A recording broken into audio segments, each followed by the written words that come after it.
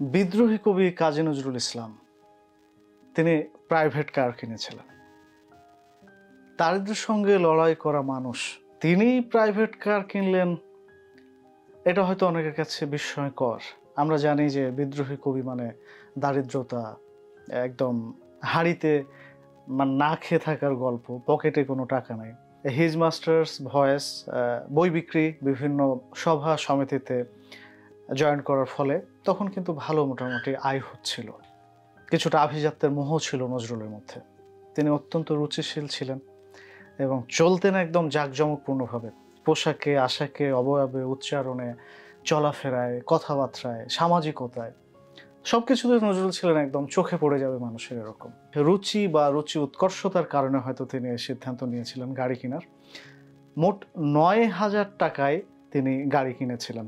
তিনি যখন গাড়ি কিনলেন, কিন্তু গাড়িটা কিনেছিলেন তিনি ক্রমদেয় চুক্তিতে। কি বলেন, ওই সময় তিনি ইনস্টলমেন্ট নিয়েছিলেন? হ্যাঁ, ওই সময় ইনস্টলমেন্ট। এবং আমরা এখনো যে প্রচলিত আছে আমাদের সমাজে, বিভিন্ন কিছু কিনতে গেলে আমরা যে ইনস্টলমেন্ট নিই, সেইভাবে তিনি নিয়েছিলেন। কিন্তু এখানে একটা ব্যাপার আছে যে ইনস্টলমেন্টের যে কয়েক হাজার টাকা অগ্রিম দিতে হবে, সেই টাকাটা তিনি সংগ্রহ করেছিলেন বইয়ের স্বত্ব বিক্রি করে। কবি কোন কোন বইয়ের স্বত্ব বিক্রি করেছিলেন? একটা হচ্ছে অগ্নিবীণা, একটা নজরুল গীতিকা, আর সে সাথে সঞ্চিতা। বই বিক্রি করেছিলেন পূর্ণিয়া ডাক্তারের স্ত্রী বিজলি দেবীর কাছে, এবং সর্বস্বত্ব বিক্রি করে তিনি যে কয়েক হাজার টাকা দিয়েছিলেন ইনস্টলমেন্টের জন্য, সেই টাকাটা এখান থেকে সংগ্রহ করেছিলেন। কিন্তু এটা তিনি ওই সময় কাউকে বলেননি, খুব তার মধ্যে গোপন রেখেছিলেন। আচ্ছা, গাড়িটা কত সালে কিনেছিলেন? এটা হচ্ছে 1939 সালে। নজরুল 1939 সালে গাড়ি কেনেন। 1932 সালের মডেল, নাম হচ্ছে বেবি অস্টিন। তো এই গাড়ি কেনার ক্ষেত্রে তিনি সুরুচির পরিচয় দিয়েছিলেন। কালার ছিল হলদে কালার, এবং মোটর অধ্যুষিত সেই সময়ের কলকাতা, নজরুলের এই গাড়ি সবার চোখে পড়তো। মানে ধরেন আপনি আধা কিলোমিটার দূর থেকে এই গাড়িটা দেখতে পাচ্ছেন, এবং এই হলুদ কালারের গাড়ি দেখলেই মনে হবে যে আমাদের কবি চলে আসছে। তো সেটা একেবারেই তখন একটা ট্রেডমার্ক পরিণত হয়েছিল। এবং আরও চমকপ্রদ তথ্য হচ্ছে 2020 সালের 5 ফেব্রুয়ারি কলকাতা একটা মোটর শো হয় পুরোনো দিনের গাড়ি উপলক্ষে। এইখানেও এই নজরুলের গাড়ি প্রদর্শিত হয় এবং চলছে, যাত্রী সেখানে ছিলেন। কিন্তু কালারটা একটু চেঞ্জ হয়েছে। তখন তো হলুদ কালারের ছিল, এইটা আমরা যেটা দেখলাম 2020-এর 5 ফেব্রুয়ারি, এইটার কালারটা কিছুটা ওরকম ছিল না। তো আরও মজার ঘটনা হলো যে এই গাড়ি কিনে তিনি কিছু ভোগান্তিতে পড়লেন। প্রচুর বন্ধু বান্ধবকে নিয়ে ঘুরতে হতো, বিভিন্ন জায়গায় তিনি যেতেন। তিনি তো খুবই আড্ডাবাজ ছিলেন। আরেকটা টুইস্ট আছে। টুইস্টটা কি? টুইস্টটা হলো যে কলকাতার 2 নম্বর ডিস্ট্রিক্টের গোখানার সুপারিনটেন্ডেন্ট জনাব আব্দুল হামিদ একবার কিছু বেশ গণ্যমান্য ব্যক্তিদেরকে তিনি দাওয়াত করেন, তার বাসায় কোনো এক উৎসব উপলক্ষে খাওয়াবেন। তো সেখানে আমাদের বিদ্রোহী কবিও সেই দাপুটে গাড়ি চালিয়ে গেলেন, সেই হলুদ কালারের গাড়ি। এবং সেখানে আরও একজন আসলেন, ইনকাম ট্যাক্স অফিসার, নাম হচ্ছে জৈনক খান বাহাদুর সাহেব।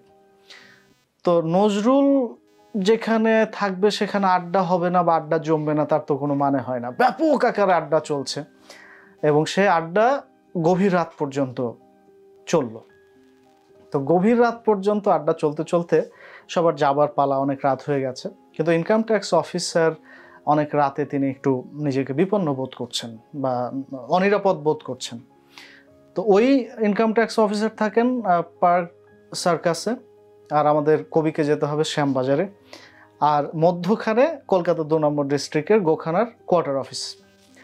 ধরেন আমরা যদি ঢাকার একটা বর্ণনা দিই, যে উত্তরায় হচ্ছে ট্যাক্স অফিসে যাবেন, আর পুরান ঢাকায় আমাদের বিদ্রোহী কবি যাবেন, আর মধ্যখানে হোটেল রেডিসন, এরকম জায়গায় প্রোগ্রামটা হচ্ছে। তো নজরুলকে উত্তরায় নামিয়ে দিয়ে এসে আবার ব্যাক করে পুরান ঢাকায় যেতে হবে।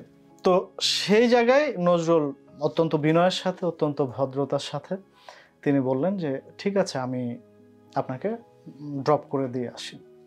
আমাদের কবি তাকে ড্রাইভ করে উত্তরায় রেখে আসলেন। এরপরে ঘুরে এসে তিনি পুরান ঢাকায় গেলেন বা শ্যামবাজারে গেলেন। এখানে কোনো একটা টুইস্ট মনে হচ্ছে, যেহেতু উল্টা দিকে গেছিলেন। না, এটা টুইস্ট আছে একটা, এবং এটা শুনলে আরো অবাক হবেন। তো কবি নামিয়ে দিয়ে আসলেন, সম্মান দিয়ে আসলেন তাকে। 3 দিন পরে, 1, 2 এবং 3 দিন, ঠিক 3 দিন পরে নজরুলের কাছে চিঠি আসলো ইনকাম ট্যাক্স অফিস থেকে, যে আপনার সমস্ত আয় ব্যয়ের হিসাব ইনকাম ট্যাক্স অফিসে দাখিল করেন।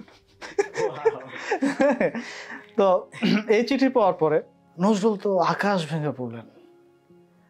আমার মতো একজন মানে দারিদ্র্যের সঙ্গে লড়াই করা মানুষ, শখ করে বা একটা সাময়িক আভিজাত্যের কারণে হয়তো কেনা, আয়ের যার কোনো খোঁজ খবরই নাই।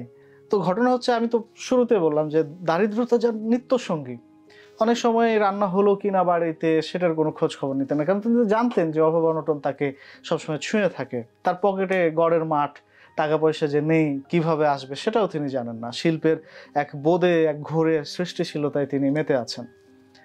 তো যাই হোক, এটা জানার পরে তার কিছু বন্ধু বান্ধব এটা উদ্ধার করার জন্য তৎপর হলেন এবং বিভিন্নভাবে এটা শেষ হলো। কিন্তু এটার জন্য প্রচুর উদ্বেগ, উৎকণ্ঠা, এটা দীর্ঘ সময় পরে এটার একটা মীমাংসা হয়েছিল। তো তখন নজরুল আক্ষেপ করেছিলেন। করে কি বলেছিলেন? সে সময় নজরুল বলেছিলেন যে, দেখলি মানুষের উপকার করলে কেমন হয়।